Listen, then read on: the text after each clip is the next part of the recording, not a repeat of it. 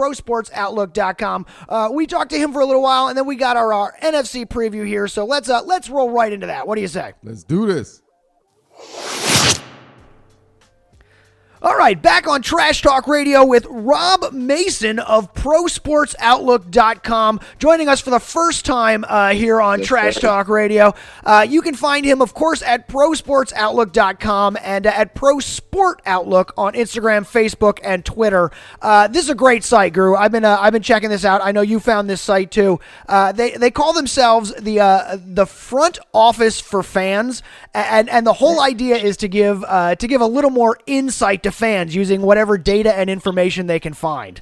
Oh, absolutely. You know how I feel about the front office, and you know how I feel about the data and the insight. So it was just like a marriage made in heaven, man. I was flirting with Rob and the boys over there. I'm like, you know what? We got to get them boys on the show. Enough of this flirtation. It's time to start this relationship going, dog.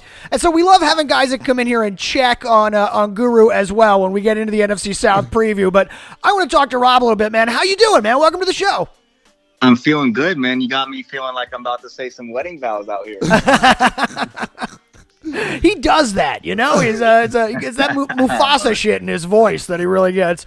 So I just want to talk to you a little bit now, because this site is fascinating. Did I get the idea behind it right there? That this is the front office for the fans. Tell me what you mean.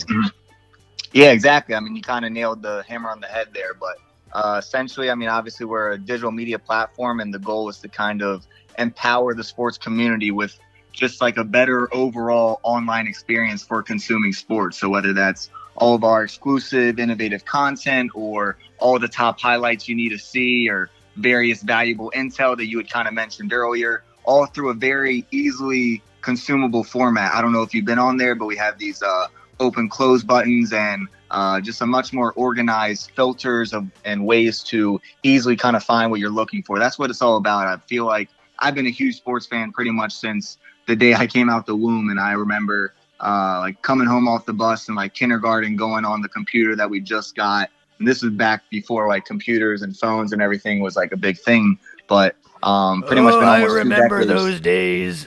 Yeah, been a while, but pretty much been 2 decades of just like consuming sports content all the time. And I don't know, not going to name names or anything, but a lot of these sports media platforms out there, they just have a lot of noise and clickbait and bullshit, for lack of a better term. So we're kind of trying to focus on what actually matters and what happens on the field and the performance and how valuable these players are for their teams to win and how that can affect your fantasy lineup or your fandom or your sports wagers and so forth.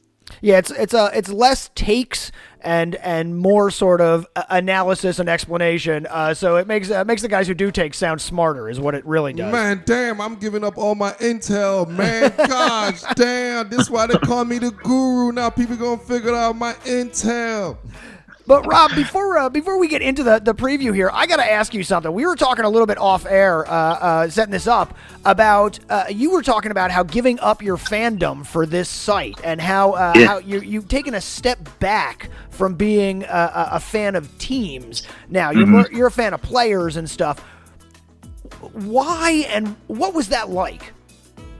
Yeah, no, it's an interesting process, and I mean, growing up, I was never loyal to one specific location because I was kind of moving around. I was born in New York, moved to Virginia, and anyone who knew me knew I was kind of like the only Chiefs fan. I was just a huge Chiefs fan, met a family friend, and rooted for them for last decade plus, and then the Red Sox and Nets, and just hardcore fan of all three of those teams, like going to their sites all the time, knowing everything about them. But it just became clear as I was working on Pro Sports Outlook, and I was very fortunate to kind of know what I wanted to do for the past almost 5 years now, and kind of been preparing for that type of mindset where if you look at any front office executive for these teams, or even the players themselves, you know, you can't really have that bias of rooting for a team. I mean, Dwayne Haskins is probably a prime example. He grew up rooting for the Giants. Now he's the face of the Redskins. So, I mean, that kind of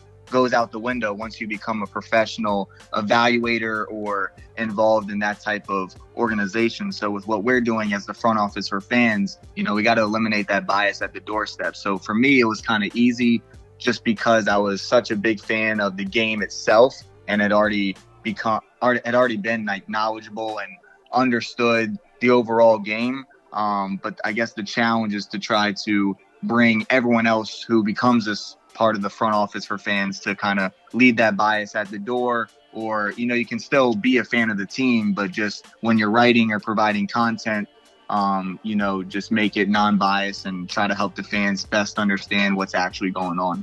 I love it. That is hardcore professional stuff right there. I'd love to say I could do it too, but it would be a lie. Nah, man, he professional. Nah, we ain't professional at this joint. I'm biased as a mother, man. Go Phils, man. Go my damn Redskins, baby. HTTR, baby. So hey, we're pro Sports Outlook for a reason. You know? Now you said Red Sox and Nets were the two teams. Or I heard Chiefs too, which was a pretty good run. But those two teams, one is they're different where they are, and it must have made it. You know, one has kind of made it easy to say goodbye, and the other tougher, I would think. And I would think that the Red Sox going out on a high note last year, and then being questionable this year. Second this year. Yeah, that kind of makes that a little easier. But on the other hand, the Nets were a surprise finish last year and only built through the offseason. So that one had to be almost tougher. Or are the Red Sox trying to draw you back anyway? No, it's a great point you made. And with the Red Sox, I don't know if I mentioned this, but like throughout the past year specifically, I knew this was going to be the last year I was going to have to root for these teams. So I kind of had that in the back of my head the whole time. And so while the Red Sox were going on this magical run, best team in franchise history, won the World Series, only lost 3 games in the whole playoff run, it was like, bam, that was like the best possible way to go out. I don't even like think twice about the Red Sox. The Nets, on the other hand, well, first of all, I just stopped officially being like a fan of the team because the season just ended not too long ago. Of course, yeah, and last season. I had actually almost $200 worth of bets on various free agency moves happening just with my friends and everything. So I was still heavily invested, at least from a financial standpoint, as to how successful they would be, because I knew this might have been a fan or this might have just been knowledge of where the Nets were compared to the Knicks or other prime free agent destinations. I said the Nets are going to get at least one top 50 player, if not 2, and then just various bets with my friend who's a Knicks fan. We put whether he's going to go to the Knicks or Nets. We know how that turned out. So I was still pretty invested into the Nets until just recently. And it was pretty much the day they signed Kevin Durant, Kyrie, made some money, and that was the end of that. So the Red Sox was pretty easy. The Nets was just tough, just in the fact of just put up with a lot of bullshit for the past 5 years. And now they're like obviously going to be one of the best teams in the league. But it's the thing. It's not like I'm not able to watch them or anything. I'm still, all 3 of these teams really are a prominent part of what we're going to be doing because they're such good teams in each of their leagues. So it's just looking at it from a different perspective. Instead of rooting for a player, I might be focusing on how that player or how his play helped his team win, and then trying to communicate that in an effective or simple manner for fans to easily understand. Well, on that note, man, let's switch to the analytical side of it and get you to start with go into our preview. In an effective or simple manner for fans to easily understand. Well, on that note, man, let's switch to the analytical side of it and get you to start with go into our preview, our NFC South preview with the Guru. We're gonna let him do his thing here, but I want you to keep a check on him on the analytical side and let us know if he's just getting a little too emotional. You know what I mean? Man, hey, on this note, you're gonna need more than $200. I tell you that on that bet. The Guru ain't that low. We keep it facts only on this side. That's what I like to hear. All right, so we're looking at the NFC South as our previews continue. We've done all of the AFC. We've done the NFC West, and we've done the NFC North. In the South, we got one more next week. But before we get to that, let's talk about the South. They, of course, the Saints, the lone playoff team from this division last year at 13-3. Of course, the Falcons, Panthers disappointing. Falcons a little bit. Buccaneers being the Buccaneers. Guru, where do we go from here? Oh man, absolutely. I love the South.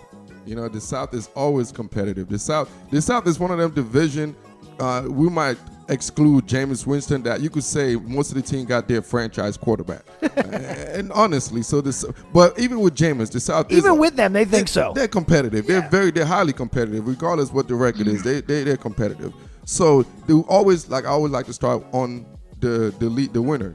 Last year's winner, the Saints. The Saints, addition by subtraction. They lost Mark Ingram, who I love. Mark Ingram. Oh my goodness, I'm a big Mark Ingram fan. And the way Sean Payton executed him with that two-headed monster with Alvin Kamara. So, but obviously they know that's a big gap right there. But they're replacing him with Latavius Murray, who basically is not Mark Ingram, but he could give you those tough short yard situation that you don't really want to put on Alvin Kamara. And obviously they gave Michael Thomas, what I always say about my guy, the Guru's guy, Michael T. Everybody was giving me hell last year when I said he's the best receiver in the game, and I still stand by that. Yeah, you put him at the top of your list. The top of the list. So obviously my man over there got paid. So, and another one sneaky thing they did, I love what they did in the offseason, because one thing I didn't like about the Saints offense last year was the middle of the field. I thought they were kind of deficiency in that. So the addition of Jared Cook coming from Oakland, I think they're going to be very strong, which will give Michael T a little bit more option,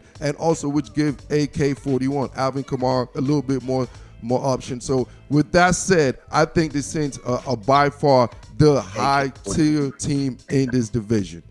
They are, I'll tell you what, they are, as an Eagles fan, I think they're the scariest team in the NFC as far as I'm concerned, looking at it as teams you got to play and got to worry about sneaking up on you and jumping you.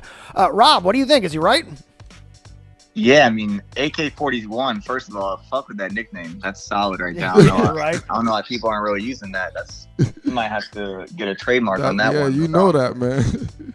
As far as the best team in the division, I mean, it's pretty clear cut. You got the Saints and you got everyone else. Like, they were pretty much one play, blown call, whatever you want to call it, from a Super Bowl appearance, a Brady-Breeze matchup that everyone wanted to see. And then the year before that, they had the miracle in Minneapolis that, gave them that chip on their shoulder that led them to that run that we thought would lead to a Super Bowl. So it's just all comes down to if they can again have another chip on their shoulder, if it's going to grow, or if that just heartbreaking loss is going to be their what causes them to kind of downfall. I mean, you pointed out how they lost Mark Ingram, but they replaced him with Latavius Murray. Don't think anyone can say that Murray is as good as Ingram, but I do think that he will be a quality replacement and will be there for those short yards and red zone touches. And I do think he's a viable fantasy pickup for all those fantasy players out there. And then on the defensive side of the ball, it doesn't get talked about enough, but the Saints defense has become a real force in the NFL. I mean, Cameron Jordan's one of the best pass rushers in the league. Marshawn Lattimore, he's shown he can be one of the best corners. Had a rough sophomore slump, you could say, but if he comes back, he can be an elite player. And then Sheldon Rankins, I think, is going to take a big step up the middle and be kind of that force on the interior and really give the Saints a really high quality player in all three levels. Sounds good to me, man. Like I said, they're the scariest. I'm just see that I think there's a little sleeper also in this division. I'm not saying I won't be surprised with this team. Obviously, I think Atlanta Falcons. Really? I really like the setup. I was going to go. Falcons. I was going to go to the Panthers next because I thought they were going to be. I think Cam is climax. I think we already he hit the ceiling. We know what he is. We've seen Cam. Yeah, I think he's climax. I don't think we're going to see anything more from Cam. But I just want to talk about the Falcons a little bit. Last year, they were killed with injuries. They were destroyed with injuries. Mm-hmm. And Matt Ryan, actually, this is one of our number stats guys, and the Guru just go the eye test. But Matt Ryan's had one of the best seasons I've seen. He had individually last season, not knowing what the stats said, but from what I saw of his game with the situation they were in, with the lack of plays they had defensively, with those guys coming with Deion Jones and Ricardo Allen coming back at safety, they lost big time element guys to injuries. And also with Calvin Ridley having a second year back, he had a tremendous first season, obviously with Julio Jones. I just think the Falcons, they have everything you need. Obviously, they went to the Super Bowl a few years ago, so I think everything's been quiet over there. And to me, in the offseason, that's a good thing when it's quiet. So I definitely think the Falcons, in my end, would be someone that could be a sleeper in this division. Yeah, no, I'm glad you said that because It's interesting. One of the unique features we have on Pro Sports Outlook is we have these future depth charts for all 32 NFL teams as well as the NBA and MLB. And one aspect of that is we have these kind of color code, very easy to understand for like the elite players are in green or below average players are in orange or red. And we also have injured players who missed 8 or more games in yellow. And if they were in bold, obviously they were the starter at their position. And for the Falcons, they had missed 6 starters for over 8 games. Not only Deion Jones and Keanu Neal and Ricardo Allen, which you touched on, but also Devontae Freeman missed over 8 games. Andy Levitre, their starting guard, Brandon Fusco. And so they really had to deal with a lot of injuries last year. And I think this year, with those guys coming back to full strength, the Falcons could be a problem. Yeah, that's a team that, with the franchise quarterback, that he's never the guy that loses the game for you or loses the season for you. And they put the right guys around him. The Falcons always have, with him, a puncher's chance. Absolutely. But I would think the same thing can be said about the Panthers. They got to have a puncher's chance, too, when they got that team. The thing is, with that team, with this division, man, this is an offensive division. Those guys can score with this division. And the thing that scares me with the Panthers, their secondary is weak. Their number 1 corner is Bradbury. I'm not a very big fan of him being the number 1 corner, playing in a division where you got Mike Evans, playing in a division where you got Michael Thomas.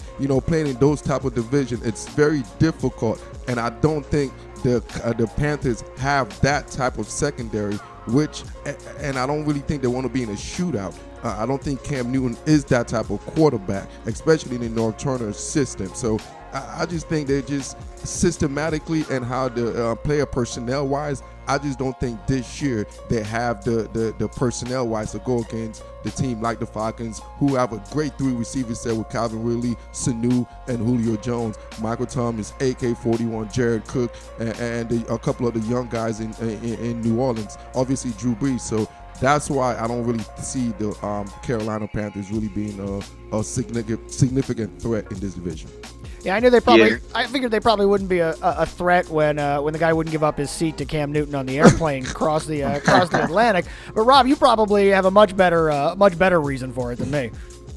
I mean, Guru had a good point on Carolina. Like with this high-powered offenses in the NFC South, you're going to want a good secondary, specifically a corner crew that can lock down these guys and try to limit some points. But what the Panthers do lack in secondary prominent players, they kind of make up for with their front 7, very stout front 7. Obviously we know what Kuechly can do up the middle, and Kawan Short, one of the most underrated defensive linemen, but then they now teamed him with Gerald McCoy, who's going to play with a chip on his shoulder. He gets to play Tampa Bay twice a year. Don Terry Poe, they still have coming back. And then Shaq Thompson, I think, is going to take a big step, also helping with the run game, and his pass coverage is pretty solid as well. And then on the edge, you got Mario Addison, Bruce Irvin, both quality pass rushers, and they just drafted Brian Burns in the first round, so I'm sure he'll provide some help as well. And they just have a lot of depth at their pass rushing positions. And what really fueled the Eagles, that doesn't really get talked about too much, your favorite team a couple years ago, is the fact that in the front 7, they were always rotating these guys in and out because they had such quality depth with Chris Long and everyone behind those starting players. And that's kind of what I see in Carolina, is behind Kawan Short and McCoy and Poe, is they have a guy like Vernon Butler and Kyle Love and the first round pick Brian Burns. So that could really help them win some games, especially in a tight division, and help them come out on top. So Rob, Guru is waving me off the Buccaneers as always. I'll just make sure, is that sound right to you? We can just wave off the Buccaneers this year? Another one of those years for Tampa Bay? It's hard to put them in the same class with these other elite teams. But the only reason why I can't completely shut the door or, throw my pinky on the line like Big Cat would do is just the fact that they do have a new coach in Bruce Arians, and he has proven to be a very successful coach very quickly if he gets the right guys. And Jameis Winston has always had sky-high potential as a first overall pick, Heisman winner as a freshman, came and started torching the league, 4,000-plus yards. It was just really his understanding of the game, mechanics, consistency that has really been the reason he hasn't been considered an elite quarterback. But if Bruce Arians, a known quarterback guru, can kind of transform that, get him to play at a top 5, top 10 caliber of player. Plus, you got Mike Evans, OJ Howard, who can both be elite weapons. It would be interesting to see them be that type of 7-9, 8-8 team, just to make it interesting. Well, first off, man, this is the first time in the show. There is no quarterback guru. There's only one guru. All right, there's only one guru. I like you got way up on your mic for that one. That's perfect. So Rob, we wrap up with 3 questions here, and we know we're almost out of time. We're keeping you here late out there on the East. So let's get the final 3 questions in. They are, of course, the best off-season pickup for this division, the best player in this division, and then who's going to be the breakout. So Guru, who is the best off-season move here? Man, this division really didn't have a significant off-season move. Obviously, they have veterans. I think it was more of like the veteran off-season move. So it wasn't any of the younger guys, or more of like a mid-level veterans. I saw Jared McCall as a big move. But I think, to me, the sneaky move, I think, is what the Saints did. I think the Saints adding Jared Cook. I think that's a major deficiency they had, is the middle attack in the middle of the field. And Jared Cook had a monster year in Oakland last year. And I think with Drew Brees having him in the middle of the field, taking advantage of those opponents, because Tampa Bay is lacking safety play, Carolina is lacking safety play. Those teams over there are lacking major safety play, and you have a guy that could take attention to that, and now you could give Michael Thomas mad space and also AK-41 space. So I think Jared Cook is going to definitely be a huge factor, sneaky factor in the NFC South. All right, Rob Mason, ProSportsOutlook.com. Give us your best offseason move here. Yeah, best off-season move. Jared Cook's a good one. I thought that isn't getting enough attention and really should be. He can be a top 10 tight end in this league for sure, with Drew Brees throwing in the ball. But I kind of touched on it earlier. I'm gonna go with Bruce Arians for the Bucs. I think bringing him in, he's the only reason, like I said, that provides optimism for these Bucs fans to think there is a chance that they don't finish last in the division. I'm not saying they won't finish last, but because Bruce Arians is there, there's at least optimism or reasonable belief to think he can get them in a place where they don't finish in last and might even make a surprise playoff run. I've been a Philadelphia sports fan my whole life. Sometimes hope is all you need for the season. Hope that it won't just be awful. All right, so who's the best player in this division then, Guru? Straight up, just best player. I think this is very tough, because I think you have elite, all-pro, high-level guys, from the Julio Jones to the Luke Kuechly and many, many more. But to me, I think the best player in this division is the most dangerous player in this division. And I think the most dangerous player in this division is AK-41, Alvin Kamara. I think Alvin Kamara is what the division, he makes the Saints go, and that's why the Saints are who they are in the division. I say good, right team, wrong guy. Mason, how about you? Yeah, right team, wrong. It's tough, because, I mean, you do have Julio Jones, you do have Christian McCaffrey. Mike Evans is kind of a honorable mention. No disrespect to any of them, but, I mean, got to go with the Saints. And you could pretty much pick a playmaker. Like, if you want to go Michael Thomas, if you're feeling AK-41, damn, I fuck with that nickname. Or if you want to go Drew Brees, I mean, Drew Brees is arguably the best quarterback, if not the best quarterback in the NFC. He's probably the most feared quarterback. And the way that he leads his team, continuing to play at a high level, now has the most passing yards of all time. So, I mean, until he noticeably brings his game down a level, it's hard to bet against or believe that Drew Brees won't be the best player in the division. Yeah, that's what I would say, too. It's got to be Drew Brees. All right, now, whose name is going to break out? Who's our breakout? The guy we may not be talking about now, but by week 5, everybody's going to go, oh, fuck, I wish I had him on my team. I don't necessarily think I have it's not going to be a breakout guy nobody knows about. I think Christian McCaffrey is going to have a monster year. I'm expecting a monster year. I saw he put on some weight, so I think he's going to get a little bit more touches, more carries. I just think his skill set, especially in this division, you do need that type of skill set to succeed, from the Freeman to the Kamaras. You got those guys, even the Ronald Jones, whoever the Tampa Bay is going to have a freaking running back over there. But Christian McCaffrey, I think he's going to have a monster season. So by week 5, he could be a top 5, top 7 type of season running back wise. Rob Mason, who aren't we talking about that we will by week 5? Yeah, I mean, I feel like people are already talking about McCaffrey and Kamara, maybe not in that elite conversation, but I think they could legitimately be, or both have an argument to be the best running back this year. I think Calvin Ridley's also going to take another step, but I'm actually going to go, sorry to the fantasy players out there, but I'm going to go on the defensive side of the ball. Vita Vea might not be pronounced. Oh, you dub. That's my boy. The defensive lineman for the Tampa Bay Bucks, I watched a lot of his tape out of Washington, and I really thought this guy would be something special. He got off on the wrong foot in camp. I think he dealt with an injury for the first few weeks, but he started to improve as the season went on. And now that Gerald McCoy is not there, they did bring in Ndamukong Suh, but I think Vita Vea is getting built as the premier defensive lineman for the Bucks to take over in that Gerald McCoy role, where they can rely on this guy to be that preeminent force up the middle for the next 5-10 years. Oh, man, I love that pick. I'm a big Vita Vea fan coming out, man. Obviously, we're over here in Seattle, so he's right behind the backyard for us. So I've seen many films on this guy, man. He's amazing. I just love a pick that's out of the box like that, too. A great pick. And that's our time with Rob Mason of ProSportsOutlook.com. You can find him, of course, at ProSportsOutlook.com. It's the front office for fans. Seriously, head over, check it out. It's a great site. It's going to give you all the info you need and none of the screaming and yelling. And you can find him on Instagram, Facebook, and Twitter at ProSportOutlook.com. No S on those on the Instagram, Facebook, and Twitter. ProSportOutlook. Rob Mason, thank you so much for joining us on Trash Talk Radio. Yeah, thank you guys so much for having me, man. We'd love to do this again sometime. And yeah, the Pro Sport Outlook, they kind of had the character limit on that, so unfortunately couldn't get the S in there.